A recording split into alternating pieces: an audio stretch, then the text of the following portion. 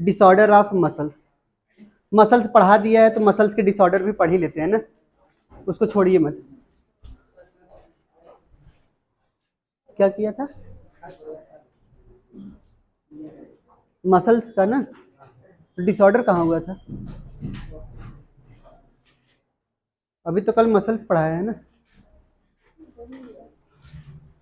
Clear?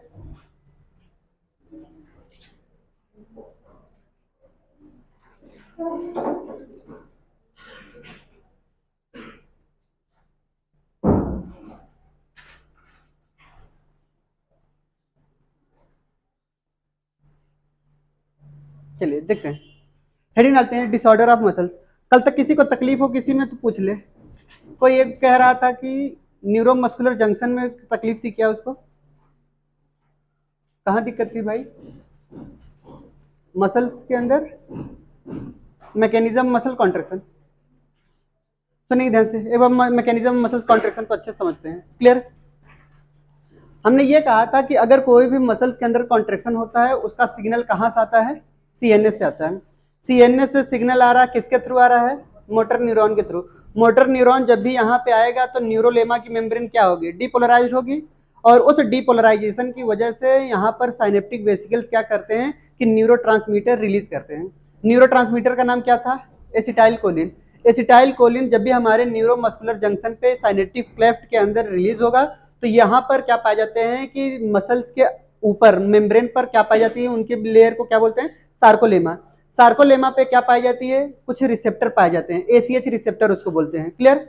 ACH receptor क्या करता था? उसको रिसीव करता था, और रिसीव करने के बाद सार्कोलेमा क्या हो जाता था? डिपोलराइज हो जाता था। जब सार्कोलेमा डिपोलराइज हो जाता है तो सोडियम वोल्टेज गेटेड चैनल क्या होती थी? ओपन होती थी। सोडियम आयन क्या हो जाता था? इन्फ्लक्स होता था। सोडियम आयन जैसे ही सार्कोप्लाज्म के अंदर आया, ये तुरंत इंटर करता है कहां पर?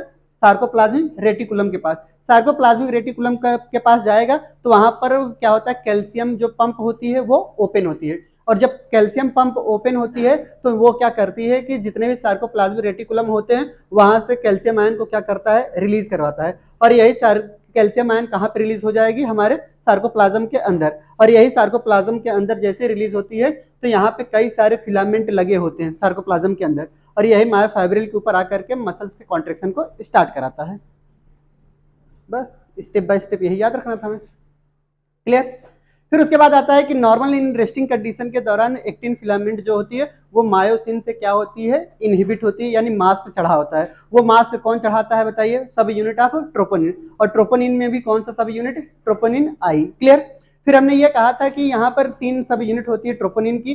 पहले troponin C, troponin T, troponin I. Clear? Troponin T जो होता है वो एक्टिन फिलामेंट को मायोसिन फिलामेंट ट्रोपोमायोसिन से जोड़ने का काम करता है, इसलिए टी बोला गया। क्लियर? फिर हमारे पास ट्रोपोनिन आई क्या करता है कि ये active site of actin filament को क्या करता है? मास्क किए रहता है ताकि कोई भी मायोसिन फिलामेंट आकर के जुड़े ना। क्लियर?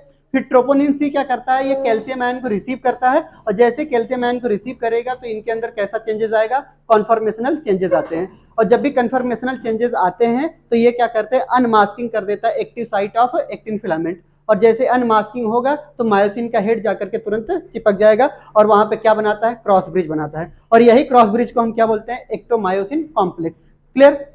फिर यही बात आती है कि जब यहाँ पर किसकी किसकी जरूरत पड़ी थी? वहां पर एटीपेज भी पाया जाता था, यानी एटीपी बाइंडिंग साइट भी पाई जाती थी। यही जब हाइड्रोलिसिस करती थी, हाइड्रोलिसिस से एडीपी बनता था, इनऑर्गेनिक फॉस्फेट बनता था, और हमारे पास एनर्जी रिलीज होती। यही एनर्जी का यूटिलाइजेशन करने में किसमें मदद करता था? ये क्रॉस ब्रिज बनाने में मदद करता था। जब भी क्रॉस ब्रिज टूटता था एनर्जी रिलीज होती है, और क्रॉस ब्रिज बनाते वक्त एनर्जी का यूज होता है। यही बातें बता रहे थे। क्लियर? आगे क्या था? उसके बाद कुछ बातें राइगर मोर्टिस और वाइगर मोर्टिस के बारे में हो रही थी, और उसके आगे बहुत सारे मसल टोन के बारे में बताया, मसल ट्विच के बारे में बताया, और हमारे पास टिटेनस के बारे में बताया, कई सारी चीजें बताई उनमें। क्लियर? तो उतना ज्यादा आपको उतना गहराई में नहीं जाना उसके। क्लियर? सिर्फ और सिर्फ आपको उसमें से 2 बातें याद रखनी है बस। एक टिटेनस याद रखना था, और एक हमारे पास क्या? मसल ट्विच याद रखनी है। क्लियर? और हमारे पास मसल टोन वगैरह उतना ज्यादा पूछी जाने वाली क्वेश्चन नहीं है। क्लियर? अब सिर्फ और सिर्फ ये आ गया, भावनाओं में बता दिया था हमने, बट इतना ज्यादा पूछा नहीं जाएगा आपसे।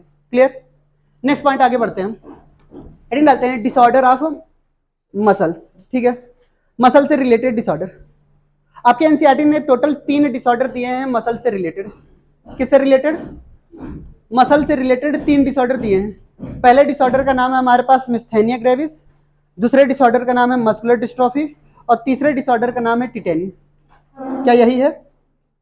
बोलिए। तो हमारे पास पहली हेडिंग होगी मस्कुलर डिस्ट्रॉफी, सॉरी, पहली सबसे पहली बीमारी लिखेंगे। सबसे पहली बीमारी है मिस्थेनिया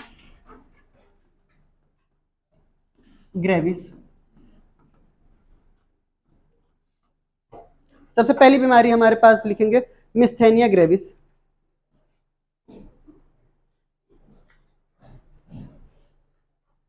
सबसे पहली बीमारी हमारे पास मिस्थेनिया ग्रेविस।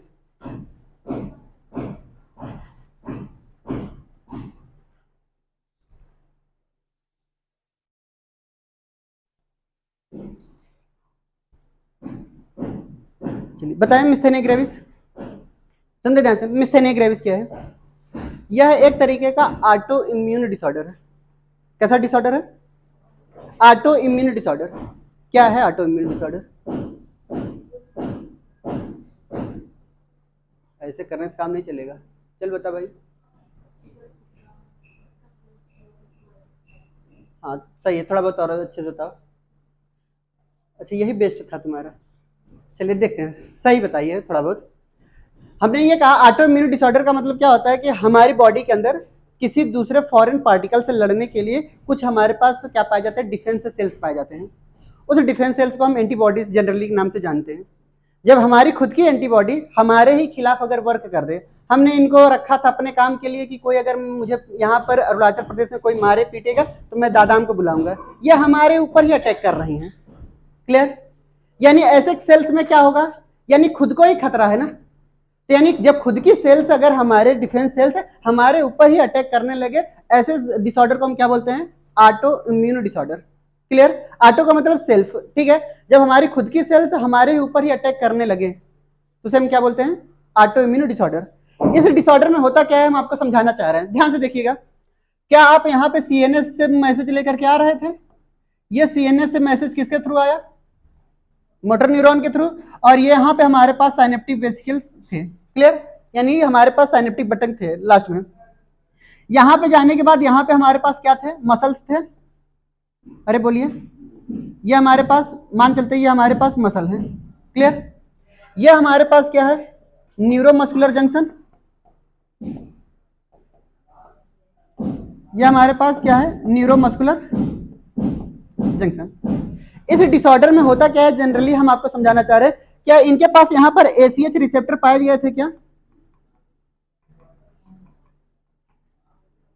इसको हमने क्या बोला था? ACH receptor. इस डिसऑर्डर में क्या होता है, जो हमारी खुद की डिफेंस सेल्स होती है ये एसीएच रिसेप्टर को खा लेती है।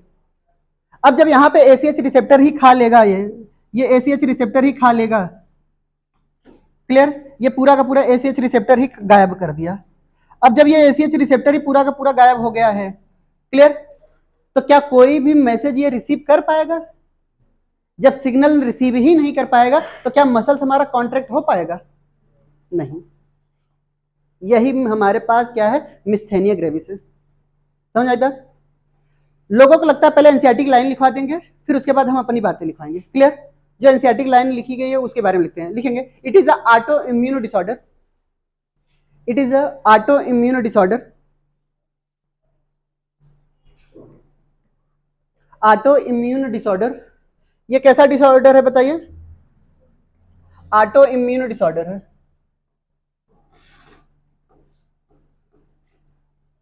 ये एक तरीके का कैसा डिसऑर्डर है? ऑटो इम्यून डिसऑर्डर है। क्या अफेक्ट हो रहा है यहाँ पर? आपके एनसीईआरटी ने लिखा है कि यहाँ पे अफेक्ट होता है न्यूरोमस्कुलर जंक्शन, बट आपको सच सच बताना है यहाँ पे क्या अफेक्ट हो रहा है? एसीएच रिसेप्टर ही गायब हो रहा है। क्लियर? तो लिखेंगे इट अफेक्ट, दूसरा point, it affect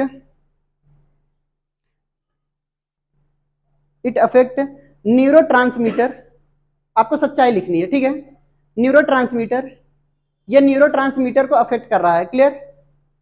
neurotransmitter receptor that is ACh receptor. ये किसको अफेक्ट कर रहा है बताइए? न्यूरोट्रांसमीटर रिसेप्टर को। क्लियर? एसीएच रिसेप्टर को खा ले रहा है पूरा तरीके से, ठीक है, that is ACh receptor. Clear? दूसरा पॉइंट लिखेंगे, it lead to affect neuromuscular junction,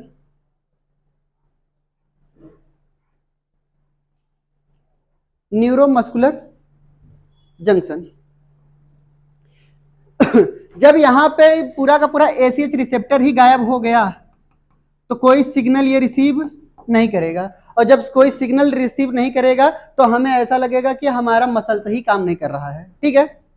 अब हमारे इस मसल्स को कॉन्ट्रैक्ट करना है, हम साधारण समय बता रहे हैं, जैसे हमारे इस हाथ को उठाना है ऊपर तक। अब जब हमारा मैसेज लेकर के ब्रेन कह रहा है कि इसको उठाओ और ये उठ नहीं रहा है, तो हम क्या सोचेंगे कि ये पैरालिसिस हो गया है। कई लोगों को लगता है पैरालिसिस, ठीक है। तो कई बार हमारी मसल्स जो होती, बॉडी जो होती, वो वर्क नहीं करती, तो लोगों को लगता है कि पैरालाइज्ड हो गए हैं। तो पैरालाइज्ड में क्या होता है कि हमारा ऑर्गन वगैरह काम नहीं करता। पैरालिसिस में जब ये हमारा हाथ वर्क नहीं करता तो लोगों को लगता है कि ये हाथ की बीमारी, हड्डी की बीमारी, हड्डी कमजोर हो गई, मसल्स कमजोर हो गए हैं, जबकि बीमारी कहाँ की है? ब्रेन की। समझ आ रही बात? हम इधर दुनिया भर इधर उधर देखने के लगते हैं कि चलो इस डॉक्टर को दिखा दे, हड्डी वाले डॉक्टर को, इस मसल्स वाले डॉक्टर को, जबकि ये बीमारी किसकी है? ब्रेन की बीमारी है। क्लियर? यानी न्यूरोलॉजिस्ट को दिखाने की जगह पे हम ऑर्थोपेडिक वगैरह को दिखाने लगते हैं। तो यहीं पे समझ में आ जाती है कि हमारी सोच क्या है। इसीलिए बीमारी में हम परेशान रहते हैं, और बीमारी का पता लगाना ही सबसे बड़ी बात है। क्लियर? तो पैरालिसिस किसकी बीमारी है? नर्व की। समझ आई बात? अगर हाथ पैर अगर उठ नहीं रहा है, कॉन्ट्रैक्ट नहीं कर रहा है, तो ये कैल्शियम की गोली खाने लगते हैं ताकि ताकत आ जाए। ताकत वकत कुछ नहीं जब इसकी बीमारी है तो। समझ आई बात? तो क्या लिखें? It lead to affect neuromuscular junction and causes चलिए बताइए क्या कॉज करेगा, आप अपने दिमाग से बताइए। जब इसको मैसेज ही नहीं मिलेगा तो क्या हमारा मसल्स वर्क करेगा? मसल्स वर्क नहीं करेगा तो हमेशा ऐसा लगेगा कि थके रहेंगे हम लोग, ठीक है। तो यानी हमें हमेशा क्या लगी रहेगी बताइए? थकान लगा रहेगा। दूसरा क्या? हमेशा हमें कमजोरी बनी रहेगी। हमेशा हमें क्या बनी रहेगी? कमजोरी बनी रहेगी। यानी साफ साफ हम क्या लिखेंगे? पैरालाइज भी हो सकते हैं हम, ठीक है। ये पैरालिसिस भी हमें हो सकती है। क्लियर? ये सारी चीजें क्यों बताया जा रहा है? क्योंकि ये आपके डिसऑर्डर हैं आपके सिलेबस में। Clear?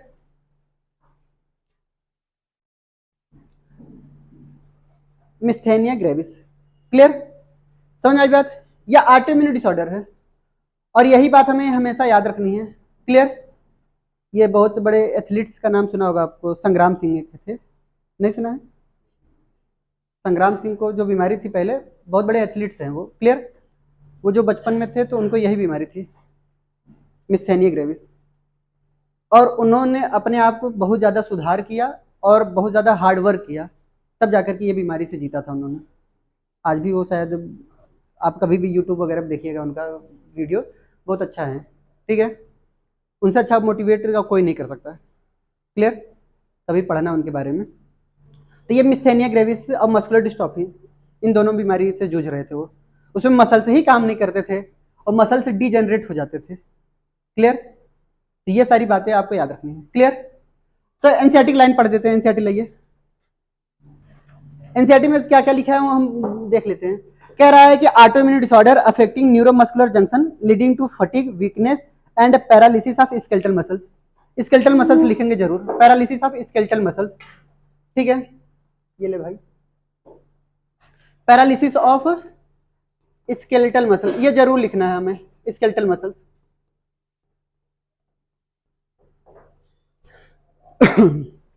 Paralysis of skeletal muscle. Clear? ये तीन चीजें होती हैं इनमें। मिस्थेनिया ग्रेविस के बारे में 4 पॉइंट बताइए। पहला पॉइंट बताइए, ये क्या करता है? ऑटोइम्यून डिसऑर्डर है। ये अफेक्ट करता है किसको? एसीएच रिसेप्टर को। अगर एसीएच रिसेप्टर अगर हमारा अफेक्ट हुआ तो पूरा का पूरा न्यूरोमस्कुलर जंक्शन क्या होगा? हमारा अफेक्ट होगा। और न्यूरोमस्कुलर जंक्शन अगर अफेक्ट हुआ तो ये आगे चल करके कोई भी मैसेज जो आ रहा है सिग्नल को रिसीव नहीं करेगा, और जब सिग्नल को रिसीव ही नहीं करेगा तो मसल्स कॉन्ट्रेक्शन होंगे ही नहीं। ठीक है, सोडियम क्या चैनल ओपन हो पाएगी? नहीं। क्या सोडियम चैनल सार्कोप्लाज्मिक रेटिकुलम के पास जा पाएगा? नहीं। क्या कैल्शियम आयन रिलीज हो पाएगी? नहीं। क्या मसल कॉन्ट्रेक्शन हो पाएगा? नहीं। ऐसे दिमाग लगा करके स्टेप बाय स्टेप पढ़ना है। क्लियर? दूसरा बीमारी लिखेंगे मस्कुलर डिस्ट्रॉफी। दूसरी बीमारी हमारे पास है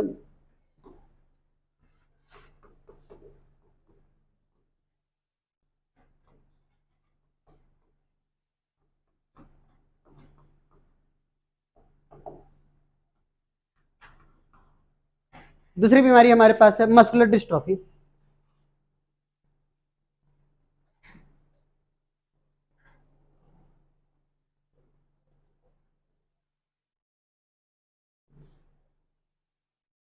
समझाए मस्कुलर डिस्ट्रॉफी को?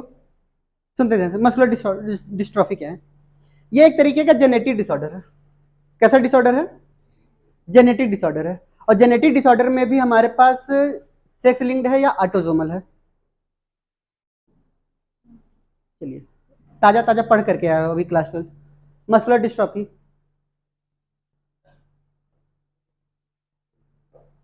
चल भाई बता पीछे। सरिता कोई है जो बताएगा? ऑटोसोमल। चलिए लिखेंगे इसके बारे में। It is a genetic disorder, वो भी एक्स लिंक्ड सेक्स लिंक्ड है, ऑटोसोमल नहीं। क्लियर? ये कैसा डिसऑर्डर है? सेक्स लिंक्ड, और सेक्स लिंक्ड में भी कैसा? X linked recessive disorder. कैसा disorder? X linked recessive disorder. यानी कहने का मतलब ये है कि अगर कोई फीमेल होगी तो होमोजाइगस कंडीशन में ही ये अफेक्ट होगा। क्लियर? हेट्रोजाइगस में क्या होगा? कैरियर। समझ आ रही बात? दूसरा पॉइंट आता है कि जब हम आपको पेडिग्री एनालिसिस पढ़ा रहे थे क्लास 12 में, तो वहां पे पेडिग्री एनालिसिस में दो तरीके की पेडिग्री बनाई गई थी। एक ऑटोसोमल डोमिनेंट था, ये एक्स लिंक्ड था। ठीक है, जो आप बता रहे हो ऑटोसोमल वो मायोटोनिक का है। ठीक है, न कि मस्कुलर डिस्ट्रॉफी है, वो मायोटोनिक डिस्ट्रॉफी है। समझ आ रही बात है? तो वो जो पेडिग्री एनालिसिस है दोनों में डिफरेंस आपको समझ में आना चाहिए। तो अगर आप जो बता रहे हो ऑटोसोमल, इनकी बात को हम गलत नहीं मानेंगे। ठीक है, ऑटोसोमल वाला भी लिख लेते हैं। अगर ऑटोसोमल रेसेसिव, ऑटोसोमल वो डोमिनेंट था, वो ऑटोसोमल डोमिनेंट है, वो मायोटोनिक है।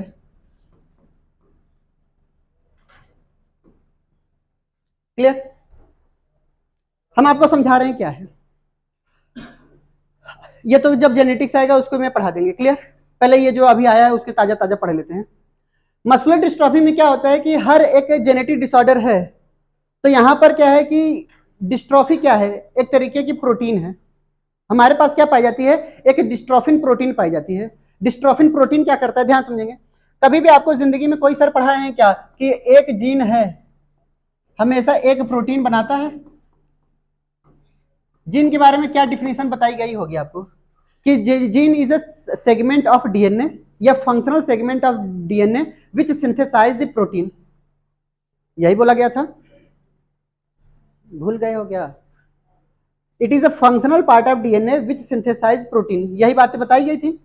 अब हमारे पास क्या होता है कि ये जो जीन है, उस जीन का नाम हमारे पास जो है वो डिस्ट्रोफिन जीन है। कैसी जीन है बताइए? डिस्ट्रोफिन जीन है। और डिस्ट्रोफिन जीन क्या करती है कि हमेशा ये डिस्ट्रोफिन प्रोटीन बनाती है। क्या बनाती है बताइए? Dystrophin protein. One gene one protein, और ये कोई ना कोई कैरेक्टर के लिए रिस्पॉन्सिबल होता है। क्या मेरी बात सही है? हर एक जीन किसके लिए रिस्पॉन्सिबल होता है? कोई ना कोई कैरेक्टर के लिए, यानी ये आगे चल करके किसी न किसी कैरेक्टर के लिए ये रिस्पॉन्सिबल होगा। क्लियर? यानी functional part of DNA which synthesize protein which is responsible for character. हर एक कैरेक्टर हमारे जीन से आए हुए हैं। ठीक है, और वो कैरेक्टर डेवलप्ड कैसे हुआ है? हमारे प्रोटीन से। अब होता क्या है कि ये जो डिस्ट्रोफिन जीन है वो क्या बना रही है? डिस्ट्रोफिन प्रोटीन बना रही है। और डिस्ट्रोफिन प्रोटीन जो होती है वो रिस्पॉन्सिबल होती है किसके लिए? Responsible for storage of calcium ion. Storage of किसका बताइए?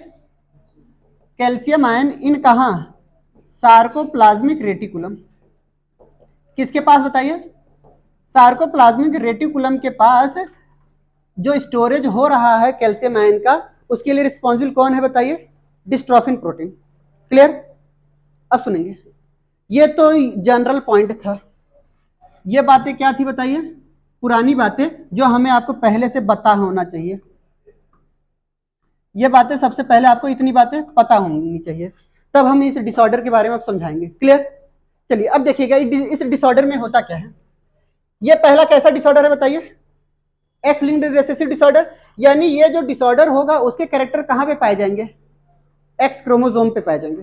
कहां पे पाए जाएंगे, एक्स क्रोमोसोम पे। और यही एक्स क्रोमोसोम पे अगर डिस्ट्रोफिन जीन अब्सेंट हो जाए, क्या हो जाए, अब्सेंट हो जाए, यानी हमने ये बोला कि कोई ना कोई ये डीएनए था और इस डीएनए के अंदर मैंने यहां से एक फंक्शनल पार्ट निकाला जिसको हमने क्या बोला, जीन। ठीक है, अगर इस जीन के पास डिफेक्टिव हो जाए, क्या हो जाए बताइए, ये कैसा जीन हो जाए बताइए, अगर डिफेक्टिव जीन हो जाए तो क्या डिस्ट्रोफिन प्रोटीन बन पाएगी, अरे बोलिए, क्या डिस्ट्रोफिन प्रोटीन बन पाएगी, नहीं।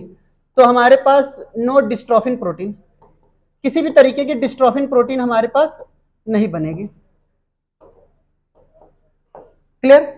और अगर डिस्ट्रोफिन प्रोटीन नहीं बनी हमारे पास, तो क्या हमारे पास कैल्शियम आयन का स्टोर हो पाएगा, अरे बोलिए, नहीं। कैल्शियम आयन स्टोर नहीं हो पाएगा तो जाहिर सी बात है क्या मसल्स कॉन्ट्रैक्शन हो पाएंगे, नहीं। समझ आई बात। और इस बीमारी में क्या होता है हम आपको समझा रहे हैं, इस बीमारी में तीन चीजें होती हैं। पहली बीमारी में क्या होता है, ये तो मसल्स कॉन्ट्रैक्शन नहीं हो पाता। क्लियर। और अक्सर ये ओल्ड एज रिलेटेड बीमारी होती है, बुढ़ापे में धीरे धीरे जाते जाते। क्लियर। थर्ड पॉइंट में यह बात याद रखनी है कि कई बार जब मीनोपोज होता है महिलाओं के अंदर, वहां पे भी कैल्शियम आयन का लेवल कम हो जाता है। ठीक है, जब कैल्शियम आयन लेवल कम होता है तो ये बीमारी हमें होने की चांसेस होती है। क्लियर। कौन कौन सी बीमारी, ये जो बीमारी आपको बताई जा रही है मस्कुलर डिस्ट्रॉफी, ये फीमेल के मीनोपोज के बाद जब एस्ट्रोजन का लेवल अचानक घटता है, एस्ट्रोजन जो होता है हार्मोन, वो प्राइमरली रिस्पॉन्सिबल होता है, बहुत ज्यादा, सबसे ज्यादा फॉर्मेशन कराता है कैल्शियम आयन का। क्लियर। और यही रिस्पॉन्सिबल होता है, इसीलिए क्या कहा जाता है, अक्सर महिलाओं में जब भी 50 साल के बाद महिलाओं में घुटने में दर्द, कमर में दर्द, दिमाग में हमेशा दर्द बना रहता है। ठीक है, हमेशा ज्वाइंट्स पेन होते रहते हैं। क्लियर। ये जो दर्द हो रहे हैं वो किसकी वजह से हो रहे हैं, कैल्शियम आयन की लेवल का अचानक घट जाना। क्लियर, जिसकी वजह से ये बीमारी हमेशा हमें बनी रहती है। क्लियर। सेकंड पॉइंट है, ये भी बात याद रखना है, हार्मोनल डिसबैलेंस की वजह से भी होती है। कैल्शियम आयन के फॉर्मेशन के लिए दो हार्मोन बताइए,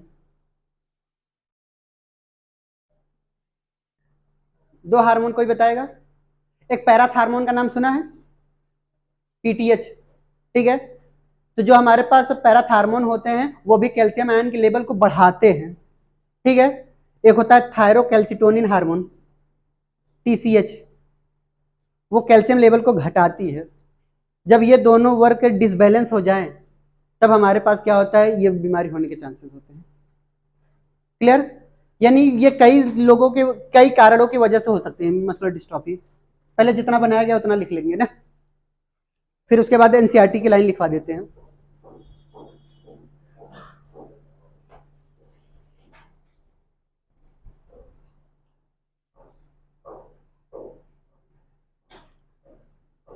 ये नॉर्मल पर्सन की बात हो रही है ना, नॉर्मल पर्सन में ये सारे काम अच्छे से होते हैं, जीन होती है, डिस्ट्रोफिन प्रोटीन बनती है, डिस्ट्रोफिन प्रोटीन स्टोरेज के लिए रिस्पॉन्सिबल होती है। अब एबनॉर्मल कंडीशन के दौरान ये सारी चीजें हो रही हैं। क्लियर।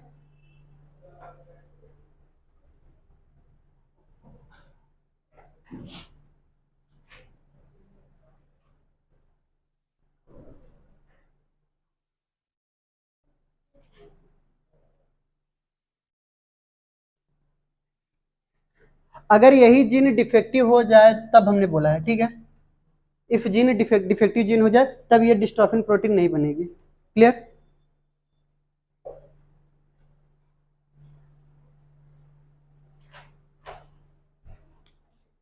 लिखवा दें एनसीईआरटी लाइन, चलिए लिखेंगे।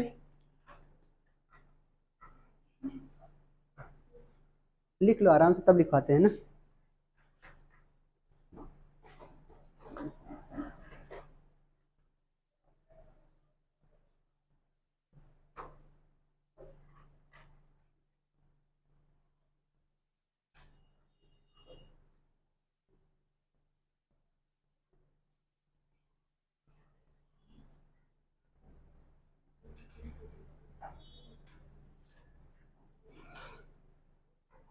आने वाले संडे में तुम लोग तैयार हो पेपर अच्छे से देने के लिए?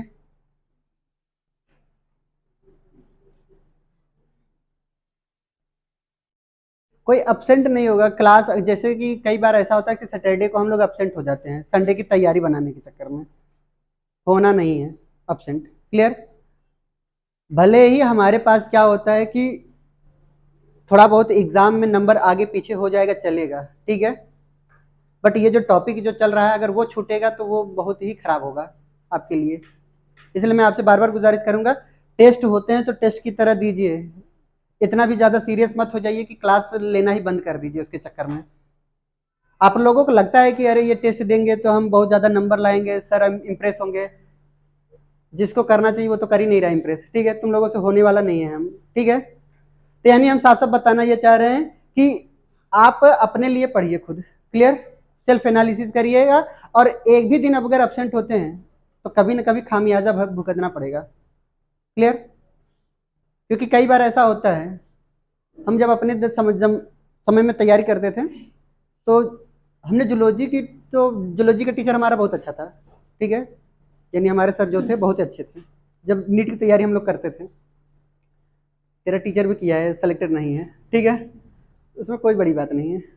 तो यानी जब हम लोग तैयारी करते थे तो जूलॉजी का टीचर जो हमारे थे बहुत ही अच्छे थे, तो उनकी चैप्टर को हम कभी भी छोड़ते ही नहीं थे, कोई भी टॉपिक हो चाहे जैसा भी हो। और जब हमने बॉटनी में पढ़ते थे तो बॉटनी में थोड़ा बहुत मन इधर उधर हो जाता था कि पता नहीं क्या चल रहा है प्लांट में, क्लियर, एल्गी फंजाई हमें तो समझ ही नहीं आता था, क्लियर, तो लोअर ऑर्गेनिज्म में हम तो बहुत ज़्यादा कंफ्यूज हो जाते थे, तो इसलिए कभी कभी बॉटनी में हम छोड़ देते थे। हालांकि बॉटनी का टीचर और अच्छे थे, बट हमें उनकी बात नहीं समझ में आती थी ज़्यादातर, सब लोगों के, वो मतलब उनकी फैन फॉलोइंग बहुत अच्छी खासी थी हमारे उस समय के, क्या अभी भी वो बहुत अच्छे टीचर हैं। बट अब हमें क्या है कि हमें उनकी बात तो थोड़ा बहुत समझ में आती थी, बट ये उनका क्या आदत था, पढ़ाते थे कुछ और, जैसे सेल पढ़ाया पूरा पूरा जेनेटिक्स खत्म कर देंगे तभी निकलते थे, चैप्टर कभी नाम नहीं डलाते, चलो मॉलिकुलर बेसिस ऑफ इनहेरिटेंस डालो, बायो मॉलिक्यूल डालो, अगर एक बार एंजाइम्स आया तो एंजाइम्स के बारे में पीएचडी करा करके फिर लौटते थे, मतलब कभी भी ये स्मूथली चैप्टर वाइज नहीं चलते थे वो।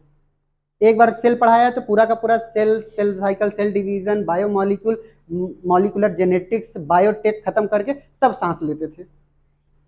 फिर ऐसे ही जब उन्होंने क्या किया, प्लांट फिजियोलॉजी स्टार्ट किया, तो प्लांट फिजियोलॉजी के दौरान जैसे प्लांट फिजियोलॉजी क्या किया, जैसे वहां पे रिस्पायरेशन आया पूरा का पूरा रिस्पायरेशन चैप्टर खत्म करके तब लौटते थे। कहीं पे अगर उनको फोटोसिंथेसिस दिख गई, photo system first, photo system second, सब पूरा ग्रेना स्ट्रोमा सब बताते चले जाते थे। तो कभी वो माहौल ही नहीं बन पाता था, हमसे पता नहीं कहाँ से कहाँ पहुंच जाते थे, और सारे नोट्स में उनके आंसर मिलते थे, कोई भी नीट में ऐसा क्वेश्चन नहीं होता था जो उनके नोट्स से न मिलता हो, इतने अच्छे टीचर थे।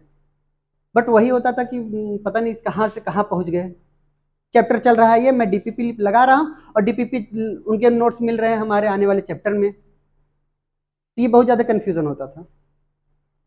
बट थोड़ा बहुत वहां से भी हमने बहुत कुछ सीखा। तो ये बात मैं आपको बताने की कोशिश कर रहा हूँ, अगर क्लास उनका एक भी दिन एब्सेंट हो जाता था, बॉटनी वाले सर का, समझ ही नहीं आता था कहाँ पहुंच गए हम। पता चले उन्होंने फोटोसिंथेसिस हेडिंग डलवाई थी, एक दिन एब्सेंट हुए, वो तुरंत तुरंत एलगी में पहुंचे हुए हैं, दूसरे दिन देखा, अब समझ नहीं आया कहाँ ये कब हुआ, ऐसा कई बार ऐसा होता है हमारे टॉपिक में। अभी तो नहीं हो रहा है, क्लियर, बट जब बॉटनी आएगा तो हो जाएगा, पढ़े तो उन्हीं से है ना, तो वहीं से पढ़ाएंगे, क्लियर। तो ये आप हम आपसे बार बार गुजारिश कर रहे हैं, एक भी दिन एब्सेंट मत होइएगा, क्लियर, चाहे टेस्ट संडे को हो तो सैटरडे को आइए, बरसात हो चाहे तूफान आए, लेकिन आपकी पढ़ाई नहीं रुकनी चाहिए। आप आराम से छाता लेकर के चलिए, ज्यादा दूर के भी नहीं लोग हैं, ठीक है, बहुत ज्यादा दूर के होंगे, 8-10 किलोमीटर के हो गए, और कई दूर से आते हैं, आ जाएंगे फिर भी, क्लियर। तो आप लोगों के लिए यही है कि एक भी दिन अगर एब्सेंट होते हैं तो नुकसान आपका होगा। हो सकता है कि नीट के एग्जाम में बैठे हो और वही क्वेश्चन आए जिस दिन आप एब्सेंट हो। हर दिन अगर आप आते हैं कुछ न कुछ एक चीज तो ऐसा होगा जो जो आपको सिखा करके जाता होगा वो शब्द। अगर 3 घंटे की क्लास में या 6 घंटे की क्लास में बैठे होंगे, मेरी ही बात नहीं, कई बार ऐसे रोहित सर की भी बात या फिर अभिषेक सर की भी बात आपको कोई ना कोई एक बात सिखा करके ही जाती होगी। तो एक भी दिन इतना दूर से आप आए हुए हैं तो कुछ ना कुछ तो सीखेंगे, भले ही एक टीचर से न सीखो, किसी दूसरे टीचर से सीखे हो। हर बार एक नई बात सीखेंगे, हो सकता है आने वाले समय में यही टेस्ट में आए। पहला हम्बल रिक्वेस्ट है कि अब्सेंट मत रहिए, क्लियर। और अब्सेंट रहना है तो एक जेन्युइन बता करके जाइए कि क्या आपके प्रॉब्लम है, क्लियर। पेट दर्द कोई बहाना नहीं होता, क्लियर। बहाना ऐसा बनाया करिए जिससे पता चले हाँ आपका शकल बता दे बहाना मार रहे हो। पेट दर्द में कोई किसी को पता नहीं चलता पेट दर्द कर रहा है, समझ रहे बात। तो मेन मुद्दा क्या है, अब्सेंट नहीं होना है, क्लियर। सुनते ध्यान से दूसरा पॉइंट, चलिए इसके बारे में लिखते हैं। एक्स लिंक्ड ये कैसा डिसऑर्डर है, रेसेसिव डिसऑर्डर है, जेनेटिक डिसऑर्डर आपके एनसीईआरटी ने लिखा है, क्लियर। हम डायरेक्ट आंसर बता रहे हैं। दूसरा पॉइंट लिखेंगे इसके बाद, प्रोग्रेसिव, एनसीईआरटी की लाइन लिखेंगे, progressive degeneration of muscles, progressive degeneration of muscles. लगातार क्या होती है, मसल्स डीजेनरेट होती है। Progressive degeneration of muscles, muscles लगातार क्या होते रहते हैं, डीजेनरेट होते रहते हैं, क्लियर। यानी मसल्स बनेंगे ही बनेंगे नहीं, हड्डी हड्डी दिखाई देगी, बहुत पतले पतले लोग होंगे इनमें, क्लियर। दूसरा पॉइंट लिखेंगे हमारे पास, dystrophin protein, dystrophin protein is produced by special gene, by special gene. उस जीन का नाम क्या है, dystrophin gene, clear. By special gene which help in which help in which help in formation of muscle, formation of muscles. सच्चाई क्या है बताइए, storage of calcium ion in sarcoplasmic reticulum, ये बात याद रखना है, ठीक है। डिस्ट्रोफिन प्रोटीन किसके लिए रिस्पॉन्सिबल है, सार्कोप्लाज्मिक रेटिकुलम के अंदर कैल्शियम आयन के स्टोरेज के लिए रिस्पॉन्सिबल होती है, ठीक है। बट एनसीईआरटी ने मसल्स के फॉर्मेशन के लिए बोला है, क्लियर। तो उनकी भी बातें नहीं टालेंगे, लिखवा देंगे, clear. Formation of muscles, clear. दूसरा पॉइंट लिखेंगे, it is a genetic disorder. कैसा डिसऑर्डर है, it is a genetic disorder which which affect metabolism of which affect metabolism of dystrophin protein. इनमें डिस्ट्रोफिन प्रोटीन की मेटाबॉलिज्म क्या हो जाती है, डिस्टर्ब हो जाती है या अफेक्ट हो जाती है, क्लियर। समझ आई बात। नेक्स्ट बीमारी हमारे पास है, नेक्स्ट बीमारी क्या है बताइए,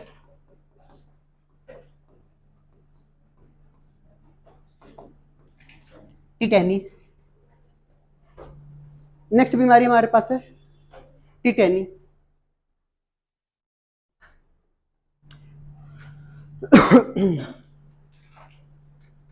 टिटेनी के बारे में मैं लिखवा चुका हूं क्या, चलिए बताइए क्या था, ये रैपिड स्पैज्म या फिर ब्रैकेट में हम क्या लिखे थे, wild contraction, clear. Rapid spasm या wild contraction in muscles, in muscles, in muscles due to अरे बोल भाई, low concentration of calcium ion,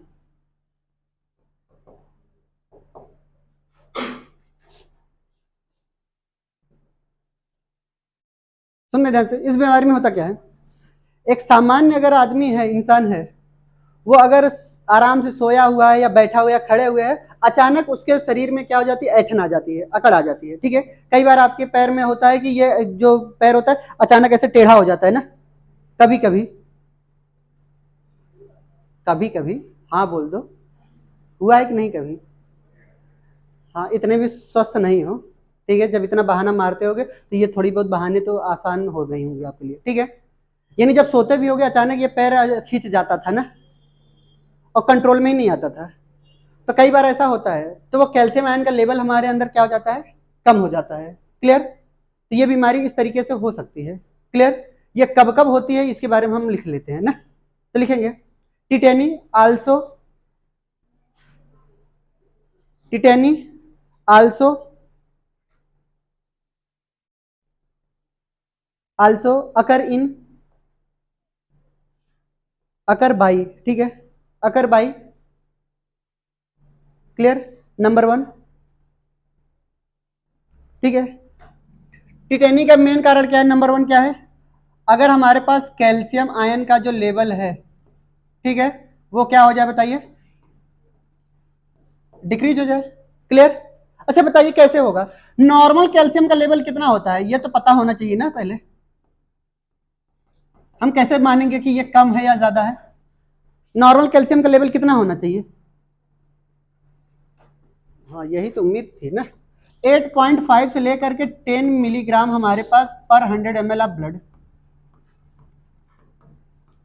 अगर 100 ml ब्लड है तो इतना कैल्शियम का लेवल होना चाहिए नॉर्मल, तब तो हम मानेंगे कि कम है कि ज्यादा है। अभी हमें नॉर्मल ही नहीं पता तो कैसे पता चलेगा कि ये कम है कि ज्यादा है? समझ आ रही बात?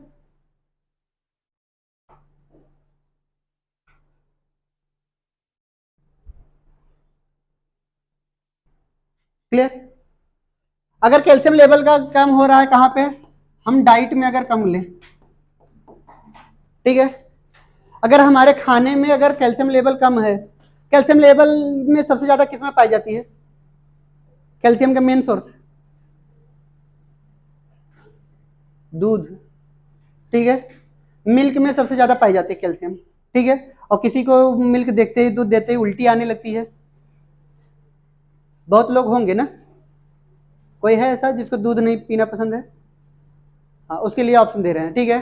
दूध से बनी हुई चीजें खाइए, रसगुल्ला खाइए, छेना खाइए, गुलाब जामुन खाइए, अब ये मत कोई कहेगा खिलाइए, ठीक है, पनीर खाइए। क्लियर? यानी मिल्क से बने हुए जितने भी प्रोडक्ट होते हैं उनको आप खाइए। क्लियर? पनीर और छेना, ठीक है, स्पंज जो होते हैं ये भी कैल्शियम लेवल को बहुत ज्यादा बढ़ाते हैं हमारे में। क्लियर? फिर दही भी हमारे पास, ये मिल्क के प्रोडक्ट जो है वो आप खा सकते हैं अगर मिल्क पसंद नहीं है तो। क्लियर? फिर उसके बाद आता है हमारे पास क्या, कैल्शियम लेवल का हो गया। अब दूसरा हमने क्या बताया, हार्मोनल डिसबैलेंस। अगर हमारे पास हार्मोनल डिसबैलेंस में कौन कौन से, एक हमारे पास पीटीएच था, पैराथार्मोन, ठीक है, और एक हमारे पास क्या था, थायरोकैल्सिटोनिन हार्मोन। क्लियर? ये हमेशा क्या करता है, कैल्शियम लेवल के आयन को हमेशा इंक्रीज करने का काम करता है, और ये हमेशा क्या करता है, कैल्शियम आयन के लेवल को हमेशा घटाने का काम करेगा। जब हम आपको इंडोक्राइन पढ़ाएंगे तब आप आएगा ये हार्मोन। क्लियर? थायराइड ग्लैंड जब हम आपको पढ़ाएंगे और पैराथायराइड ग्लैंड, तो वहां पे ये आएगा। क्लियर? एक हार्मोन ऐसा होता है जो एक दूसरे के एंटागोनिस्टिक होते हैं ये। क्लियर? एक कैल्शियम लेवल को बढ़ा रहे हैं और दूसरा क्या कर रहा है, घटा रहा है। अगर इन दोनों के हार्मोन में अगर डिसबैलेंस आती है तब जाकर के ये बीमारी हमें होती है। समझ रहे हैं बात हमारी? दूसरा आता है हमारे पास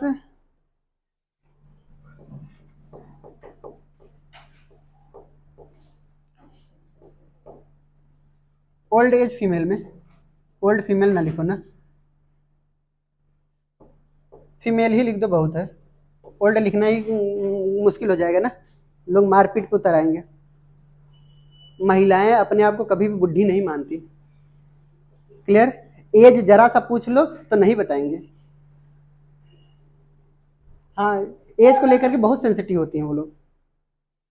हम भी हमारे मैं एक जगह जा रहा था तो हमने केवल इतना कह दिया कि आंटी जी थोड़ा बगल में हो जाइए, हमें बैठना था बस में।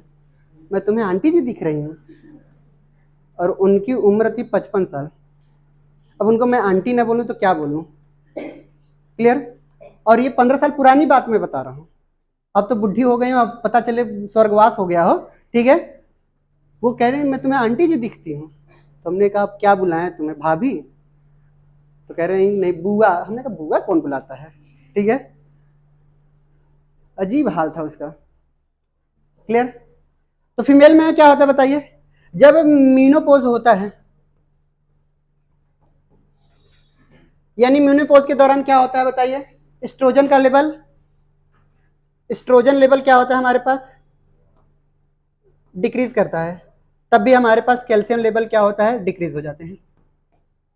क्लियर? यानी एस्ट्रोजन जो होता है मेजर फंक्शन क्या है? कैल्शियम आयन के फॉर्मेशन में। क्लियर? इसीलिए क्या होता है कि अक्सर जब भी जरा सा ओल्ड एज बीमारी में इनको ऑस्टियोपोरोसिस होने के चांसेस ज्यादा होते हैं। हड्डी की बीमारी, जोड़ों की बीमारी, जॉइंट्स की बीमारी महिलाओं में ज्यादा होता है एज कंपेयर टू मेल। ऐसा नहीं कि हम ये नहीं कहना चाह रहे हैं कि मेल के अंदर नहीं होता, बिल्कुल होता है, बट महिलाओं में थोड़ा ज्यादा होता है ये जॉइंट्स की बीमारी, ठीक है। वो हमेशा तेल लिए रहती हैं, डॉक्टर आर्थरो का देखा है? डॉक्टर आर्थरो का एड देखा कि नहीं? जावेद अख्तर करते हैं ना, फरहान अख्तर के पिताजी, गायक है, सिंगर, ठीक है। 6 साल से वो व्हील चेयर पे हैं, समझ रहे हैं? पिछले 6 साल से व्हील चेयर पे चल रहे हैं, यानी वो दुबई में अपना ऑपरेशन करा रहे हैं, और ऐड क्या कर रहे हैं? डॉक्टर ऑर्थरो का। कहते हैं मेरे फुर्ती होने के जो राज हैं वो डॉक्टर ऑर्थरो है। 6 साल से उठ नहीं पाए हैं बेड पे, और डॉक्टर ऑर्थरो का ऐड कर रहे हैं वो। इंडिया में सबसे बड़ी दिक्कत यही है, ठीक है। लड़कों को जो सक्सेस मिलती है कमला पसंद और विमल से मिलती है, ठीक है। डायरेक्ट बोलते हैं कि आपके सक्सेस होने का राज, तुरंत फाड़ेंगे पुड़िया खा लेंगे। क्लियर? और महिलाओं को सक्सेस फेयर लवली से मिलती है, ठीक है। हाँ, एक ऐड देखा होगा ना यामी गौतम का। क्लियर? 7 बार अपना कलर चेंज कर रही है। पहले दिन में एकदम काली, फिर उसके बाद और व्हाइट, फिर और व्हाइट, फिर और व्हाइट, फिर उसके बाद जब 7वें दिन होता है वो आगे आकर के एकदम व्हाइट होकर के निकल के आती है। देखा है कि नहीं? क्लियर? तो इससे 2 बातें सीख मिलती हैं। पहला क्या सीख मिलती है कि हमारे जो स्किन के कलर होते हैं, कैरेक्टर जो होते हैं, स्किन कलर कैरेक्टर है, उसको 7 जीन रेगुलेट करते हैं। कितने जीन? 7 gene regulate. ये प्लियोट्रॉपिक जीन में आता है। क्लियर? और दूसरा सीख क्या मिलता है? लड़कियां कितना ज्यादा रंग बदलती हैं, है ना? लगातार रंग बदल रही हैं, कोई कंपैरिजन ही नहीं है उनके बेचारी का। क्लियर? तो सावधान रहना मेरे भाई, ठीक है। चलिए देखते हैं, आगे बढ़ते हैं। क्लियर? रियल फेस नहीं पता कर सकते लड़कियों की। हो गया आगे? चलिए नेक्स्ट पॉइंट आगे बढ़ते हैं। ये हमारे पास क्या है कि टिटेनी है। क्लियर? और ये हमारे पास क्या था? पूरा का पूरा डिसऑर्डर हो गया। क्लियर? 3 डिसऑर्डर दिए हैं हमारे पास। क्लियर? 3 मसल्स के दिए हैं और 3 बोन के। अब जब बोन पढ़ाएंगे उसके बाद डिसऑर्डर पढ़ा देंगे। अब हेडिंग डालते हैं human skeletal system. Human skeletal system,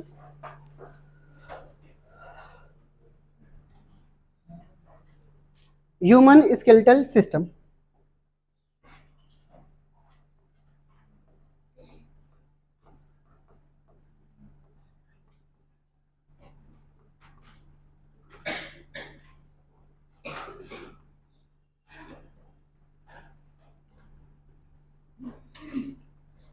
human skeletal system, सुनते ध्यान से, ह्यूमन स्केलेटल सिस्टम क्या है?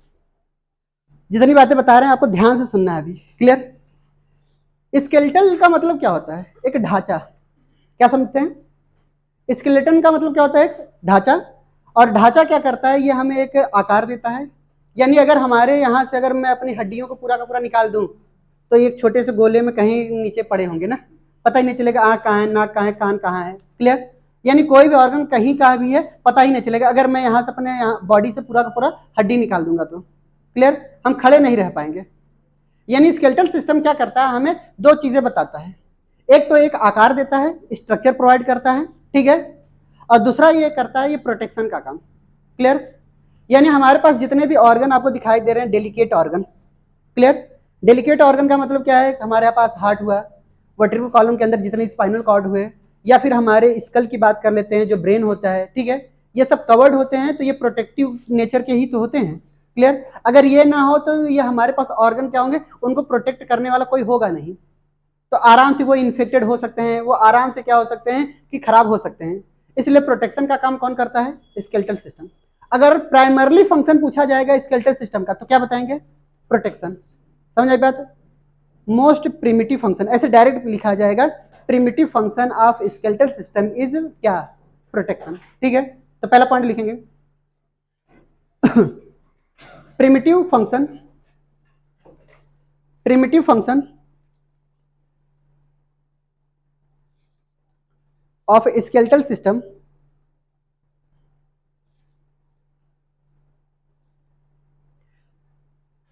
primitive function of skeletal system is protection, is protection। Number 1 dash करके नंबर 1 लिखेंगे। नंबर 1 में क्या लिखना है, ब्रेन, ब्रेन को तो भी प्रोटेक्ट कर रहा है ना, वर्टिब्रल कॉलम,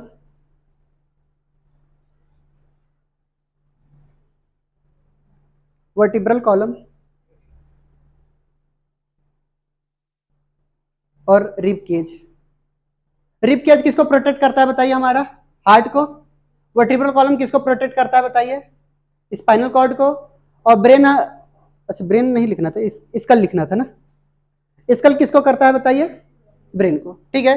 ये प्रोटेक्टिव नेचर है, क्लियर। दूसरा पॉइंट लिखेंगे, इट प्रोवाइड, स्केलेटल सिस्टम लिखेंगे, it provide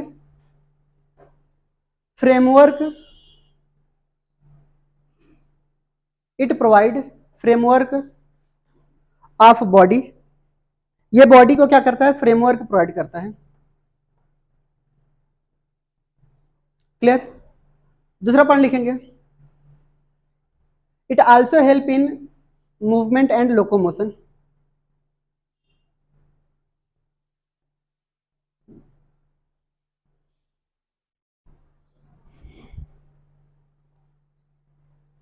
clear.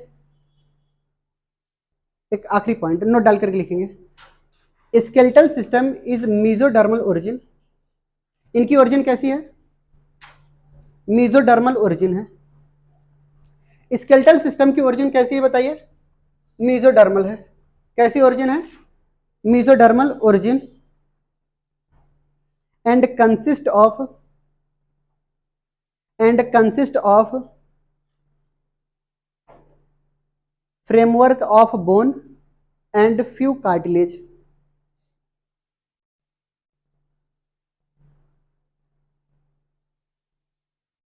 Framework of bone, bone भैया बॉन्ड नहीं, क्लियर।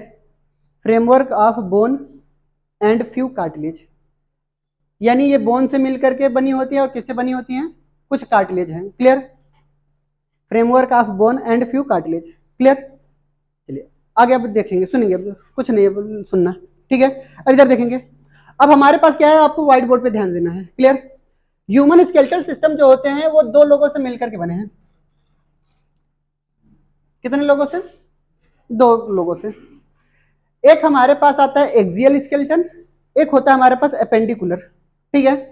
यानी एक्सियल स्केलेटन क्या होता है, ध्यान से देखिएगा, हमारे जो मीडियन एक्सिस पे पाए जाने वाले बोन होते हैं, स्केलेटल सिस्टम होते हैं, वो सब के सब किस में आते हैं, एक्सियल में आते हैं। और जब हमारे पास मीडियन एक्सिस के अगर हम कह सकते हैं कि लेटरली साइड पे जो भी पाए जाते हैं उनको हम क्या बोलते हैं, अपेंडिकुलर। हम ह्यूमन स्केलेटल सिस्टम में नंबर ऑफ बोन कितने पाए गए हैं, 206। तो यहाँ पे ध्यान से सुनिएगा, हमारे पास क्या होता है कि ये जो बोन पाई जा रही है वो कितनी पाई जा रही है, 206 बोन पाई जा रही है। या कभी कभी हमारे पास 200, हमारे पास कह सकते हैं 13 भी पाई जाती है। कितना पाई जाती हैं, बट ये किस में, चाइल्ड में, ठीक है। चाइल्ड के अंदर हमारे पास क्या होता है कि 213 हड्डी पाई जाती है, क्लियर। बर्थ के समय, ध्यान से देखिएगा, ठीक है, अगर बर्थ के समय की बात करेंगे तो बर्थ के समय हमारे पास 270 हड्डी पाई जाती है at the time of birth. Clear? जब किसी भी बच्चे का जन्म होता है तो 270 बोन पाई जाती है, यानी 270 से 213 हुई, क्या हुआ होगा, आपस में बोन फ्यूज हुई होंगी, तभी नंबर तो कम हुए। इवन यहां तक कि अगर हम बात करते हैं कि जब ये पैदा नहीं हुए तो फीटस कंडीशन की बात कर लें, ठीक है, फीटस में क्या होता है कि मोर देन 300 प्लस होते हैं, 300 से भी ज्यादा हड्डी पाई जाती है। क्लियर? जनरल नॉलेज है, पूछा नहीं जाएगा, समझ आ रही बात? सिर्फ और सिर्फ आपसे ये पूछा जा सकता है यहां तक, बस। क्लियर? बर्थ के समय का ये वाली बातें नहीं पूछी जाएंगी। क्लियर? फीटस कंडीशन में 300 से ज्यादा, पैदा होते हैं तो 270, फिर उसके बाद जब हमारे पास चाइल्ड में पैदा होते हैं तो कहां पे 213, फिर उसके बाद 206। क्लियर? ये एडल्ट में कितने पाए गए हैं बताइए, एडल्ट में कितने पाए गए हैं, 206। क्लियर? हम इन्हीं के हिसाब से चलेंगे। हमने ये कहा कि हमारे पास कितने तरीके के बोन पाए गए, दो तरीके के बोन पाए गए। एक हमारे पास क्या पाया गया, एक्सियल स्केलेटन, एक हमारे पास क्या पाया गया, एक्सियल स्केलेटन, और एक हमारे पास क्या पाया गया, अपेंडिकुलर स्केलेटन। एक हमारे पास क्या पाया गया, अपेंडिकुलर स्केलेटन। यानी ह्यूमन स्केलेटन हमारे पास दो लोगों से मिलकर के बने हैं, एक एक्सियल और एक हमारे पास अपेंडिकुलर। अभी मत लिख भाई, बहुत ज्यादा कंफ्यूजन हो जाएगा। क्लियर? ना हो तो अजमा लो एक बार साथ साथ लिख करके, ना मिटाना पड़े तो बताना। क्लियर? हाँ, कॉपी ही भर जाएगी, इसलिए मैं बार बार बता रहा हूँ। चलो आज अजमा ही लो, एक कोई एक अजमा लेना, क्या शुभम सर के साथ लिखेंगे, कैसे ये कह दिए मिटाना पड़ेगा, कोई एक अजमा कर देख ले। फिर उसके बाद आता है कि एक्सियल स्केलेटन हमारे पास जो होते हैं। क्लियर? एक्सियल स्केलेटन में क्या होता है, टोटल 80 बोन पाई जाती है। कितनी बोन पाई जाती है, 80 बोन पाई जा रही है, अगर एडल्ट हैं तो, और अगर चाइल्ड है तो जो 7 बोन वहां पे बढ़ा था वो एक्सियल स्केलेटन में ही है। क्लियर? 87 होगा। क्लियर? ये 87 किस में बताइए, चाइल्ड के अंदर। क्लियर? और बाकी बचा कितना, 126 बोन। क्लियर? किस में पाई जाएंगे, अपेंडिकुलर में। क्लियर? एक्सियल स्केलेटन में हमारे पास कौन कौन से बोन हैं, ध्यान से देखेंगे। एक्सियल स्केलेटन में हमारे पास ये मीडियन एक्सिस पे कौन कौन सी बोन पाई जा रही है, ठीक है, एक हमारा ये खोपड़ी पाया जा रहा है, स्कल क्या पाया जा रहा है, ठीक है, यानी स्कल हमारे पास क्या है, एक्सियल में ही आएंगे। फिर एक्सियल के नीचे की तरफ बढ़ेंगे तो यहाँ पे क्या आ रहा है, वर्टिब्रल कॉलम आ रहा है पीछे की तरफ, एक वर्टिब्रल कॉलम हो गया। फिर थोड़ा और नीचे आएंगे तो ये हमारे पास बीचों बीच एक बोन पाई जा रही है, स्टर्नम, वो भी पाई जा रही है। फिर उसके बाद ये जो पाई जा रही है वो क्या पाई जा रही है, रिब्स। यानी ये 4 बोन हमारे पास किसके हैं, एक्सियल के। समझ आई बात? यानी एक्सियल में हमारे पास कितने लोग आएंगे बताइए, एक्सियल में हमारे पास कितने लोग आएंगे, 4 लोग आएंगे। कौन कौन से, नंबर 1 पे एक हमारे पास स्कल आएगा, दूसरे नंबर पे कौन आएंगे बताइए, वर्टिब्रल कॉलम,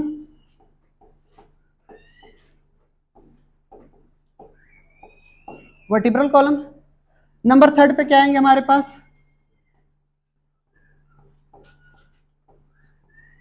स्टर्नम।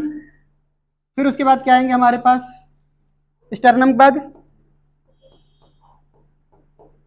रिब्स आएंगे। क्लियर? ये 4 बोन हमारे पास किसके पार्ट बता रहे हैं हम आपको, एक्सियल स्केलेटन के। क्लियर? और कोई अगर आपको याद आ रहा हो कि सर ये इस एक्सियल में ये भी आएंगे तो बता दो, और कोई नहीं आएगा, देख लीजिएगा, ठीक है। फिर उसके बाद आता है स्कल को हम ध्यान से देखेंगे। एक्सियल को हम क्या करते हैं कि स्केलेटल सिस्टम को हम फर्दर आगे डिवाइड कर रहे हैं। स्कल में हमारे पास क्या क्या पाया जा रहे हैं, ठीक है, एक तो क्रेनियम पाया जा रहा है हमारा, कितना क्या पाया जा रहा है, क्रेनियम पाया जा रहा है। दूसरा क्या पाया जा रहा है, हमारे पास फेसियल बोन पाए जा रहे हैं। क्लियर? और फेसियल के बाद क्या पाया जा रहे हैं, एक हवाइड पाया जा रहा है और ईयर ऑस्किल्स। इस खोपड़ी में यही चीजें दिखाई देती हैं, ठीक है। क्या क्या दिखाई देता है बताइए, पहले नंबर पे क्या नजर आ रहा है मुझे, क्रेनियम नजर आ रहा है। क्लियर? दूसरे नंबर पे मुझे क्या नजर आ रहा है बताइए, दूसरे नंबर पे फेशियल नजर आ रहा है। तीसरे नंबर पे हमें क्या नजर आ रहा है? ईयर ऑसिकल्स नजर आ रहे हैं। और चौथे नंबर पे हमें क्या नजर आ रहे हैं? हवाइड बोन नजर आ रहे हैं। क्लियर? ये 4 बोन ऐसे होते हैं जो हमारे स्कल के पार्ट हैं। स्कल में टोटल क्या है? 29 बोन पाए जा रहे हैं। कितने बोन? 29 बोन जो पाए जा रहे हैं वो हमारे पास स्कल में है। आपके एनसीईआरटी ने क्या लिखा मैं आपको समझा रहा हूं। Skull is consist of 22 bone. सुन रहे हो ध्यान से? स्कल कितने बोन से मिलकर बना है? 22 बोन से, which consist of skull. Skull के बारे में बोल दिया है। क्लियर? और किसके बारे में बोला है? क्रेनियम और फेशियल के बारे में उन्होंने ही बोल दिया। क्लियर? यानी हमने ये कहा कि स्कल के अंदर क्रेनियम और फेशियल को ही ऐड किया है उन्होंने। किसको किसको ऐड किया है? क्रेनियम को और फेशियल को, दो ही लोगों को ऐड किया है। उन्होंने ये कहा कि क्रेनियम में जो बोन पाई जा रही है वो टोटल 8 बोन पाई जा रही है, और फेशियल में हमारे पास कितने बोन पाए जा रहे हैं? 14 बोन पाए जा रहे हैं। 14 और 8 मिलकर के कितने हुए? 22। एनसीईआरटी ने तो यही लिखा है कि स्कल के पास तो 2 ही बोन पाई जा रही हैं जो कि 22 हड्डियों की बनी हुई है, एक क्रेनियम और एक फेशियल। ईयर ऑसिकल्स और हवाइड भी स्कल में ही है। कान कहीं और दिख रहा है क्या आपको? किसी और का पार्ट है? नहीं भाई, खोपड़ी में ही तो अटका है बेचारा, उसको कहीं और ऐड थोड़ी ना करेंगे। समझ आ रही बात? हवाइड बोन हमारे पास यहाँ पर अटका हुआ है, यू शेप्ड का। अब ये यू शेप्ड का जो बोन पाया जा रहा है ये क्या खोपड़ी से बाहर है हमारे? नहीं भाई। समझ आ रही बात? तो इसकी भी इज्जत करो थोड़ा। समझ आ रही बात? यानी यहाँ पे ईयर ऑसिकल्स हमारे पास 6 बोन पाए जाते हैं। कितने बोन पाए जा रहे हैं? 6 बोन पाए जा रहे हैं। कौन कौन से? हमारे पास स्टेपीज, मैलियस, इनकस। ठीक है? यानी मैलियस, इनकेस एंड स्टेपीज, ये जो 3 बोन आपको पेयर में पाई जा रही हैं वो सब के सब ईयर ऑसिकल्स में ही हैं। क्लियर? तो 6 बोन तो ऐसे ही हो गए। और हवाइड बोन एक सिंगल बोन पाया जा रहा है बेचारा यहीं पर। क्लियर? टोटल कितने हो गए? 29 हो गए। समझ आ रही बात? दूसरा पॉइंट हम समझेंगे स्कल के बारे में, क्रेनियम और फेशियल के बोन के बारे में। सिर्फ और सिर्फ हमारा खोपड़ी देखेंगे, ध्यान समझेंगे। स्कल में हमारे पास क्या होता है कि जैसे हम आपको समझा रहे हैं, ये हमारा एक ब्रेन है। क्लियर? ये हमारे पास एक ब्रेन है। क्लियर? अब ब्रेन हमारे पास स्कल यहां पे रखा गया है हमारे खोपड़ी पे, एक हमारे पास यहां। क्लियर? ये जो आपको दिखाई दे रहा है ये नीचे वाला सरफेस, ये वाला हथेली जो हमारा क्या मूव कर रहा है? नहीं। मूव क्या कर रहा है हमारा? स्कल में एक ही बोन ऐसी है जो मूवेबल है। ठीक है? मैंडिबल बोन, उसको हम क्या बोलते हैं? मैंडिबल। लोगों को लगता है कि हम मुंह ऐसे खोलते हैं, ये लो मुंह खुल गया। मुंह ऐसे नहीं खुलता है। ये वाला जो सरफेस होता है वो कांस्टेंट रहता है, इतने पे ही रहेगा। और हमारे पास ये वाली जो नीचे वाली बोन होती है वही बोन क्या होती है? नीचे की तरफ ऊपर नीचे होती है। लोगों को लगता है मुंह ऐसे खुल रहा है, ऐसे खुलता ही नहीं। अगर मुंह ऐसे खुलता तो मुंह सर हमारा ऐसे जाता। समझ आ रही बात है? हाँ, ट्राई बाद में घर में कर लेना तू। ठीक है? कई लोग ऐसे ट्राई कर रहे हैं, सही तो नहीं है। क्लियर? कोशिश कर लीजिएगा बाद में। यानी क्या है कि हमारे पास क्या है कि ये हमारे पास ब्रेन है, ब्रेन इस पे रखा गया, और ये हमारे पास मैंडिबल। यानी स्कल में एक ऐसी बोन का नाम बताइए जो मूव कर रही है? मैंडिबल। सबसे लॉन्गेस्ट बोन है इन स्कल। स्कल की सबसे लॉन्गेस्ट बोन क्या है? मैंडिबल। यहां से स्टार्ट हुई है, देखेंगे ऐसे, यहां से स्टार्ट हुई है, ये यहां तक गई है। ठीक है? झुकेगा नहीं। ठीक है? समझ आ रही बात है? यानी वो बताने की कोशिश कर रहा है यहां से मैं स्टार्ट हूं, ऐसे ऐसे गया हूं। क्लियर? हाँ, पुष्पराज ना, झुकेगा नहीं साला। तो ध्यान से देखेंगे। तो यानी हमने ये कहा कि ये हमारे पास कैसी बोन? मूवेबल जॉइंट कौन है हमारे पास? मैंडिबल की। क्लियर? फिर उसके बाद आता है कि स्कल के बारे में हम ध्यान से देखिएगा। इस स्कल को देखिएगा, क्या इसका एक फ्रंटल व्यू है सामने जो तुम्हारे दिखाई दे रहा है, एक क्या मेरे आगे दिखाई दे रहा है?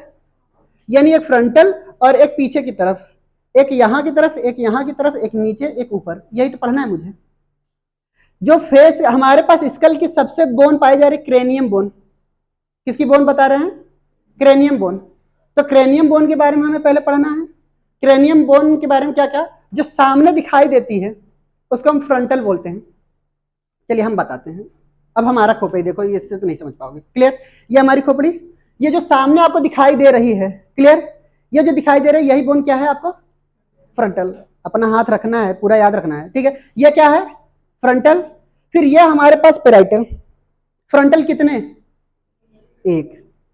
नंबर अभी से काउंट करा रहा हूं, ठीक है। एक फ्रंटल, दो पेराइटल। पेराइटल क्या है बताइए? वो एक कनपट्टी पे नहीं, यहां नहीं, वो टेम्पोरल है, ठीक है। जो वही तो मैं बोल रहा हूं, जो जहां पे है वही याद रखना है। क्लियर? हमारे पास एक फ्रंटल यहां पे पाई जा रही है। क्लियर? फ्रंटल क्या बना रही है? फेस पे बना रही है, ठीक है। यानी फ्रंटल जो होता है वो फेशियल बोन का भी पार्ट है, यही बात याद रखना है। क्लियर? फ्रंटल। अच्छा, क्या फेस दिखाते हो तो क्या इतना ढक करके दिखाते हो मेरा फेस इतना है? नहीं ना। यानी frontal is associated with facial bone. Clear? आपको ये जो आंख के ऊपर ये दिखाई दे रही उभार, थोड़ा बहुत उभार नजर आएगा, ठीक है। आप लोगों में तो नहीं आएगा, ठीक है। तो यानी क्या है कि ये जो उभार आपको दिखाई दे रहा है इसको हम बोलते हैं सुप्रा ऑर्बिटल रिज। आंखों के ऊपर, ऑर्बिट्स के ऊपर यहाँ पे थोड़ा बहुत आपको उभार नजर आ रहा है, ठीक है। तो सुप्रा ऑर्बिटल जो रिज होती है वो कौन बनाता है? फेशियल बोन, फ्रंटल बोन ही बनाता है। क्लियर? एक हमारे पास यहाँ पे फ्रंटल हो गया, दो यहाँ पे हमारे पास क्या हो गए? पेराइटल हो गए, दो यहाँ पे टेम्पोरल। याद करो, ये कनपट्टी के ऊपर क्या है? टेम्पोरल। एक पीछे की तरफ यहाँ पे नजर आ रही है, पीछे की तरफ, ठीक है। उसको हम बोलते हैं ऑक्सीपिटल। उसको क्या बोलते हैं? ऑक्सीपिटल। एक होता है हमारे पास इथमॉइड, एक होता है स्फेनॉइड। स्फेनॉइड जहां पर ब्रेन रखी गई है स्कल, उसको स्फेनॉइड, और आगे की तरफ यहाँ पे पाई जाती है इथमॉइड, फ्रंटल के ही जस्ट आगे। क्लियर? खत्म हमारे पास, ठीक है। क्रेनियम बोन, समझ आई बात? क्रेनियम बोन के पास दो बोन ऐसी होती हैं जो आपको क्या दिखाई देंगी? पेयर में पाई जाएंगे, एक टेम्पोरल और एक पेराइटल। बाकी सारी बोन कैसी होंगी? सिंगल होंगी। समझ रहे हैं बात हमारी? यानी हमारे पास क्या है, यही बातें याद रखनी है। अभी यहाँ पे नहीं लिखना है, ठीक है, हम डायग्राम बनाएंगे स्कल का। क्लियर? तो आपको पहले यहाँ पे नाम लिखना है सभी बोनों का, ठीक है। चलिए, क्रेनियम में सबसे पहला बोन का नाम, क्रेनियम में सबसे पहला बोन फ्रंटल, दूसरा पेराइटल, तीसरा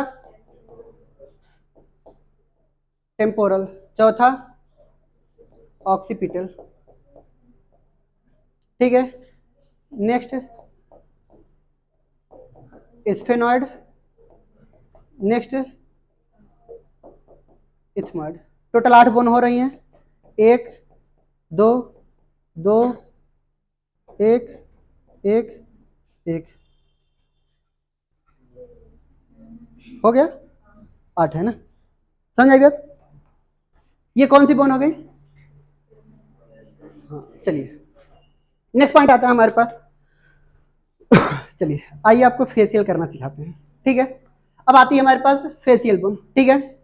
फेशियल बोन में हमें दो ही बोन ऐसे याद रखने हैं जो अनपेयर हैं, सिंगल हैं। क्या बोला? फेशियल में हमारे पास दो बोन सिंगल है, बाकी सब पेयर, जस्ट उल्टा याद रखना है। क्लियर? चलिए फेशियल कहां से स्टार्ट करेंगे? यहां से स्टार्ट करें। यानी ये वाली जो बोन आपको नजर आ रही है ये नेजल बोन है। कैसी बोन है?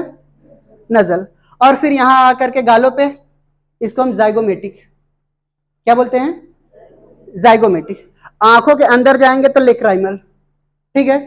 पेयर, जहां दो उंगलियां रख रहे हैं वहां पे पेयर समझेंगे, ठीक है। यहां पे लेक्राइमल आंखों के अंदर, ठीक है। फिर यहाँ पे नजल, यहाँ पे जाइगोमेटिक, यहाँ पे मैक्सिला, फिर इनके अंदर पैलाटाइन। क्लियर? क्या? पैलाटाइन। एक हमारे पास मेंडिबल, सिंगल बोन। क्लियर? एक हमारे पास वोमर, नाक के सरफेस पे पाया जाता है, ठीक है, वो सिंगल। यानी वोमर और हमारे पास मैक्सिला, सॉरी मेंडिबल, ये दो बोन ऐसी होती हैं जो सिंगल पाई जा रही है, बाकी सब के सब कैसे होंगे? पेयर में होंगे। क्लियर? चलिए पूरा का पूरा नाम लिखेंगे। चलिए पहला पॉइंट, फेशियल में सबसे पहला हमारे पास क्या आया था? लेक्राइमल। लेक्राइमल कितने पाए गए? दो पाए गए यहां पर। क्लियर? फिर उसके बाद हमारे पास क्या आया? जाइगोमेटिक। जाइगोमेटिक हमारे पास कितने पाए गए? दो पाए गए। क्लियर? फिर उसके बाद यहां पे नेजल। नेजल कितने पाए गए? 2 पाए गए। फिर उसके बाद क्या पाया गया, पहला टाइम कितने पाए गए, 2। क्लियर। पहला टाइम यहाँ पे जो हमारे पास सरफेस पे टंग लगाएंगे तो टंग आपको टच करते हुए नजर आ रहा है ऊपर, ये पहला टाइम ही होती है। 2 तरीके की पेलाटाइन होती है, एक सॉफ्ट पेलाटाइन होती है, एक hard palatine. Breathing and exchange of gases में पढ़ाया था, नहीं याद आ रहा है। माउथ कैविटी को नजल चैम्बर से डिवाइड करने वाली बोन कौन सी थी, अरे बोलो। माउथ कैविटी को नजल चैम्बर से डिवाइड करने वाली कौन थी, पेलाटाइन ही थी। सामने वाली पेलाटाइन जो दिखाई दे रही थी जी इंटीरियर सरफेस की तरफ, वो हार्ड था। अंदर जाते जाते थोड़ा बहुत सॉफ्टनेस नजर आती है। टंग को पीछे लेकर के जाइए अपने, महसूस हो रहा है,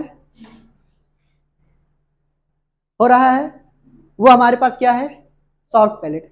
और फिर यही सॉफ्ट पैलेट आगे जा करके लटक जा रहा है घंटी की तरह, नहीं नजर आ रहा है, उसको बोलते थे यूवेला पेलाटाइन। भूल गए क्या, चलो खुदा करे याद आ जाए। पेलाटाइन के बाद हमारे पास क्या होता है, नजल के अंदर यहां पर, ठीक है, 2 बोन और पाए जाते हैं छोटे छोटे, इनको हम बोलते हैं इंफीरियर कॉन्का। क्या बोलते हैं, इनको एक बोन और बोलते हैं, इनको हम बोलते हैं इंफीरियर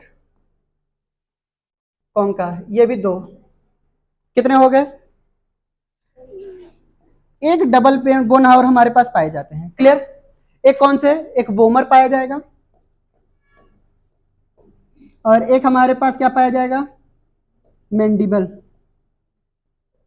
रुकिए अभी पेयर वाला ही लिख लेते हैं ना, अभी मैग्जिला नहीं लिखा है ना। मैग्जिला कितने, 2। फिर उसके बाद हमारे पास क्या, मैंडिबल कितने, सिंगल। और हमारे पास वोमर क्या है, सिंगल। समझ आई बात। चलिए देखेंगे फेशियल बोन को, चलो फेशियल करना सिखाते हैं। ऊपर की तरफ जाएंगे तो क्या, लेक्राइमल। फिर यहां पे आएंगे तो नजल, यहां पे गाल पे रगड़ेंगे तो जाइगोमेटिक, यहां पे आएंगे तो पैलाटाइन, ठीक है। और ये पूरा का पूरा क्या जो जॉ बना रहा है, मैग्जिला। मैग्जिला के बाद यहाँ पे नाक के सरफेस पे ही पाया जाता है 2 इंफीरियर कॉन्का।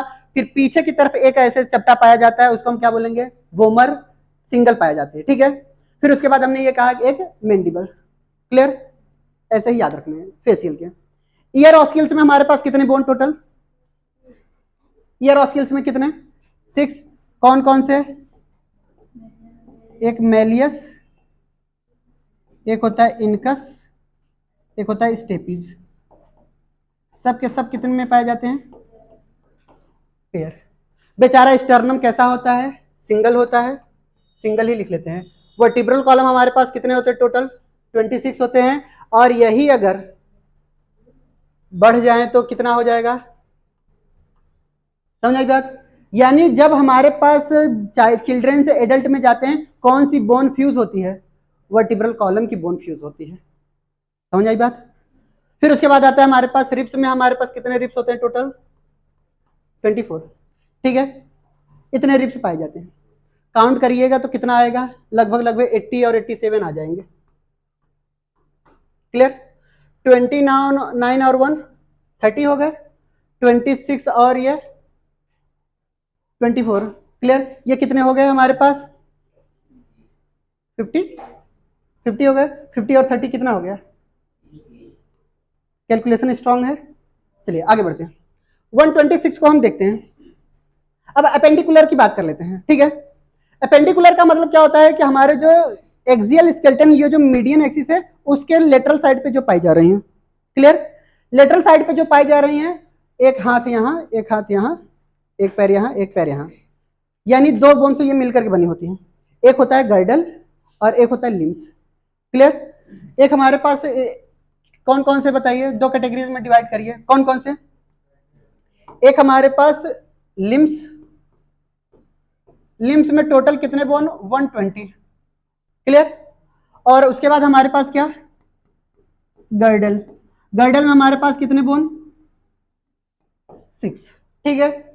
गर्डल में हमारे पास 2 तरीके गर्डल होते हैं। एक तो ऊपर की तरफ जो पाया जा रहा है उसको हम बोलते हैं पेक्टोरल गर्डल, और जो नीचे की तरफ पाए जा रहे हैं उसको हम क्या बोलते हैं, पेल्विक गर्डल, ठीक है। यानी हमारे पास गर्डल में कितने तरीके के गर्डल होंगे बताइए? 2 तरीके गर्डल। एक हमारे पास कैसे, पेक्टोरल गर्डल, इसमें पेक्टोरल गर्डल में हमारे पास 4 बोन पाई जाती है, और जबकि हमारे पास पेल्विक गर्डल में हमारे पास टोटल कितने बोन पाई जाती हैं? 2 बोन। पेल्विक बोन जो होती है हमारे पास 2-3 बोन से फ्यूजन से बनती है, इलियम, इस्चियम एंड प्यूबिस। कौन कौन सी bone? Ilium, ischium and pubis, यानी ये पेल्विक गर्डल बनाती हैं। एक पेल्विक यहाँ पे, एक पेल्विक यहाँ पे। कितने पेल्विक गर्डल? 2। यानी हमारे पास पेल्विक गर्डल कितने हो गए? 2। पेक्टोरल में क्या होती है कि 2 बोन मिलकर के बनाती है। पेक्टोरल में क्या होता है, एक बोन यहाँ पे बोन आते हैं और यहाँ से जाकर के यहाँ पे जुड़ती है, और यहाँ पीछे की तरफ एक स्कैपुला पाई जाती है। ये वाली जो बोन पाई जाती है इसको हम क्लेविकल बोलते हैं, इसको हम कॉलर बोन बोलते हैं। ठीक है, दिखाई तो नहीं दे रही है हमारे में, ठीक है, आप लोग जानेंगे। ठीक है, महिलाओं में इसको बोला जाता है ब्यूटी बोन, लड़कियों में कहा जाता है, पता नहीं कहा जाता है कि नहीं कहा जाता है। लोगों को लगता है ये बोन अगर दिखाई देती है तो बहुत ही ब्यूटीनेस निखर करके आती है। क्लियर? हमारे यहाँ उसको सुखवा रोग बोलते हैं। ठीक है, थोड़ा खाया पिया करिए।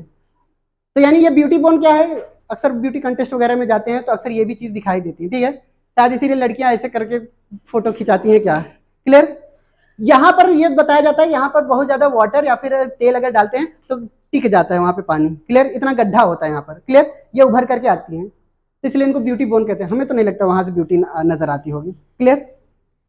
यानी उसको हम ब्यूटी बोन के नाम से जानते हैं। लड़कों में ब्यूटी बोन नहीं होता, अगर वो दिखाई दे रहा है तो समझ जाइए इलाज कराने की जरूरत है आपको, खाया पिया करिए आप लोग। क्लियर?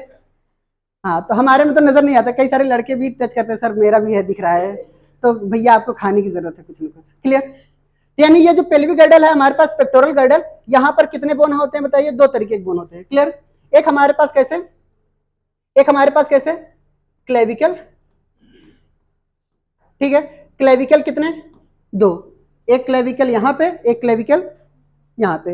एक होता है हमारे पास स्केपुला, स्केपुला भी कितने?